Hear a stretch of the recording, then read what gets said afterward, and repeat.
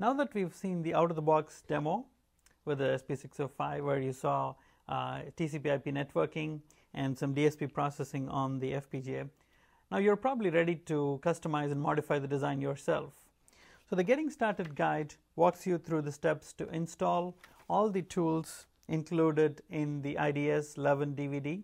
This includes the ISC tools, the EDK, the Embedded Development Kit. That includes a software development IDE, which is based on Eclipse, and then a hardware development IDE, which is the Xilinx Platform Studio. So you can install that as directed in the Getting Started guide. And once you've done that, you can take the reference designs that are included in the USB stick and start creating and modifying your own design.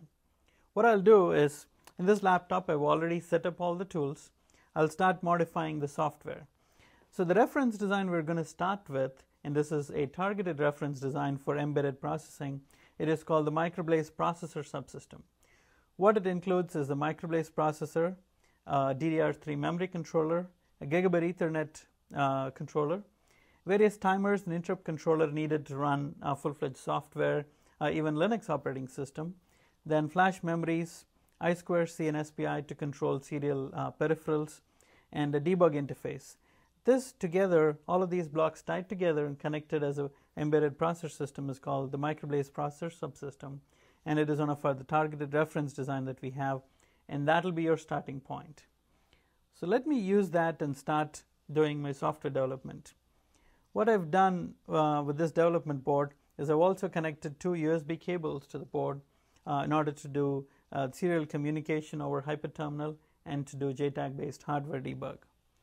So now that I've set up my software IDE, I've downloaded the hardware reference design, and if you can see, this is a standard Eclipse based IDE with C code editing and debugging capabilities, and what I have is a small simple program that I created as directed by the Getting Started guide using a software tutorial. So I can start with this basic Hello World program.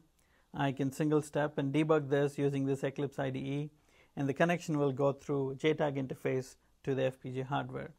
So as you can see, I can single step and debug this software. So that's the basic Hello World program, but if you go through the tutorial that is included in the USB stick, you will also be able to create a more complex board test software exercising all the interfaces on the embedded board, and you'll also be able to run a full-fledged Linux demonstration on the same board.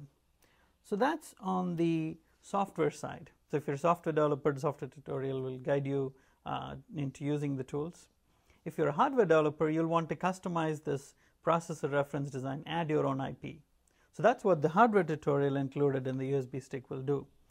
So what I have here is the processor reference design that I've opened up inside what is called the Platform Studio IDE, and you see the Microblaze, the memory controller, Ethernet, and all the peripherals.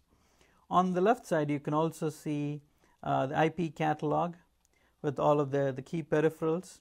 So you can drag and drop additional, you can select a peripheral, drag and drop it into this panel, and you can connect and add additional IP.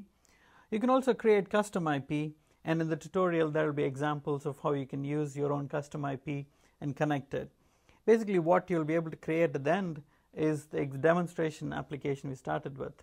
From just the processor subsystem, you can add custom logic to the system and see how to interface it and write some software.